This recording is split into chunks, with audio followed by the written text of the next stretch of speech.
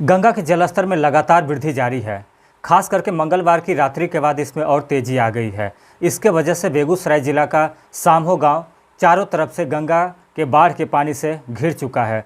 हजारों एकड़ ज़मीन जिस पर फसल लगी हुई थी वो डूबकर बर्बाद हो गया है। पशु का हरा चारा भी पूर्ण रूप से डूबने के बाद ख़त्म हो गया है और जो स्थिति बनी हुई है इससे लग रहा है कि कहीं पिछले साल के बाढ़ की पुनरावृत्ति ना हो जाए।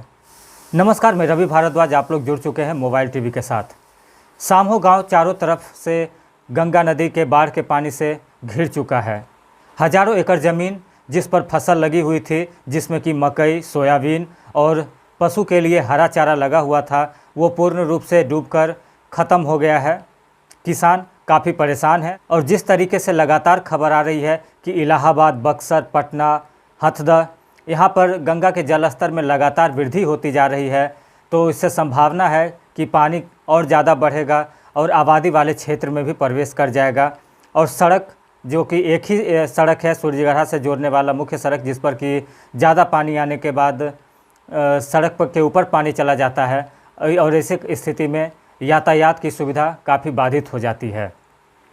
तो इससे किसान काफ़ी परेशान है क्योंकि उनके फसल की पूर्ण रूप से क्षति हो गई है।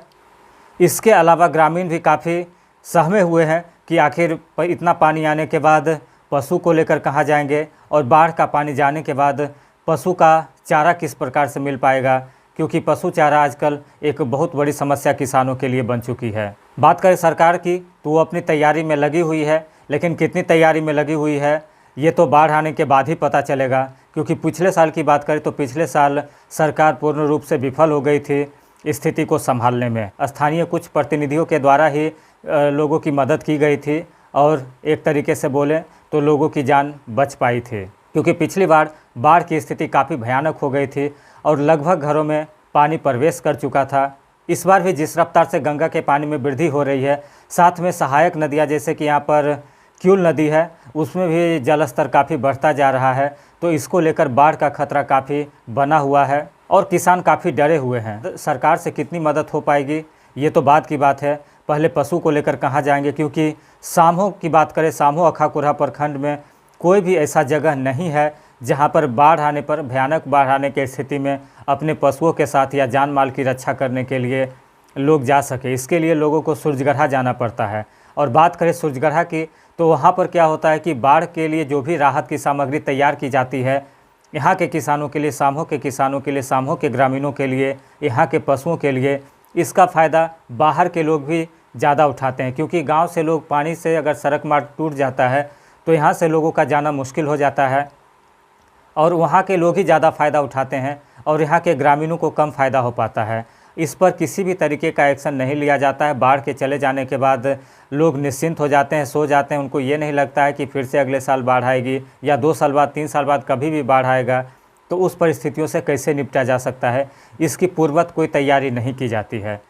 जैसे कि अभी तक किसी भी ऊंचे स्थान की व्यवस्था नहीं की गई है जहाँ की भयानक बाढ़ की स्थिति में लोगों की जान माल की रक्षा के लिए वहाँ पर शरण देने की व्यवस्था की जा सके। इसके लिए सूर्यगढ़ा जाना पड़ता है, जो कि लखीसराय ज़िले में स्थित है। वहाँ पर जाना पड़ता है, वहाँ शरण लेना पड़ता है और इसका पूरा फ़ायदा यहाँ के ग्रामीण, जो परेशान ग्रामीण है, वो नहीं उठा पाते हैं। जो बाढ़ प्रभावित ग्रामीण है वो इसका पूर्ण रूप से फ़ायदा नहीं उठा पाते हैं। तो सरकार से अपील है कि इस चीज़ को ध्यान में रखें कि ज़्यादा से ज़्यादा बाढ़ प्रभावित इलाके वाले लोग ही इस तरीके का जो भी राहत सामग्री दिया जाता है या सहयोग दिया जाता है उसका फ़ायदा उठा सके, उसकी पूर्व तैयारी करके रखें।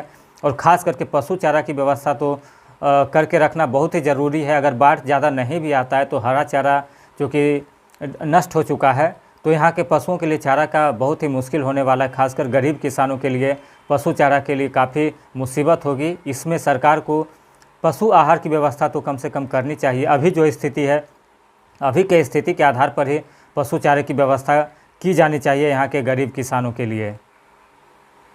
और आगे जैसी भी स्थिति रहेगी उससे आप लोगों को अवगत करवाते रहेंगे। और आप लोग जो भी लोग मोबाइल टीवी को देख रहे हैं, इसको ज़रूर से ज़रूर सब्सक्राइब कर लें और लोगों को भी इसके बारे में बताएं। और अगर आपके पास आसपास भी पानी भरा हुआ है और किसी तरीके की समस्या है तो आप वीडियो बनाकर हम तक भेजें, हम उसको भी प्रसारित करेंगे और सरकार प्रशासन के पास आपकी समस्या को पहुंचाने का प्रयास करेंगे।